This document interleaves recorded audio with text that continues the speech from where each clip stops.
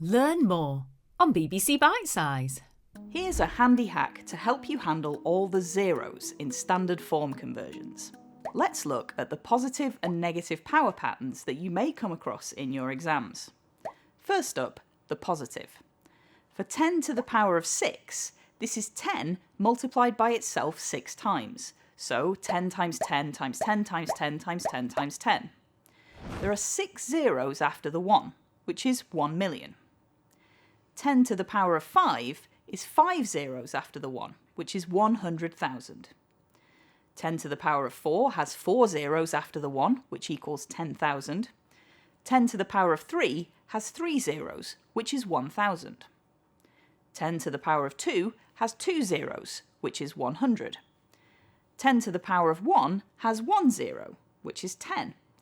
And 10 to the power of 0 is no zeros, so just 1.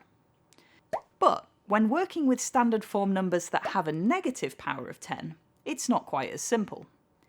10 to the power of negative 6 is 1 divided by 10 multiplied by itself 6 times. So 10 times 10 times 10 times 10 times 10 times 10, which is 1 divided by a million, which equals 0.000001.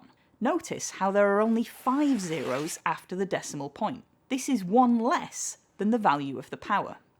And this is the same for all negative powers of 10. 10 to the power of negative 6 has 5 zeros after the decimal point, which equals 0.000001. 10 to the power of negative 5 has 4 zeros after the decimal point, which is 0.00001. 10 to the power of negative 4 has 3 zeros after the decimal point. 10 to the power of negative 3 has 2 zeros. 10 to the power of negative 2 has 1 zero, so it's 0.01. 10 to the power of negative 1 has no zeros after the decimal point, so it's just 0.1.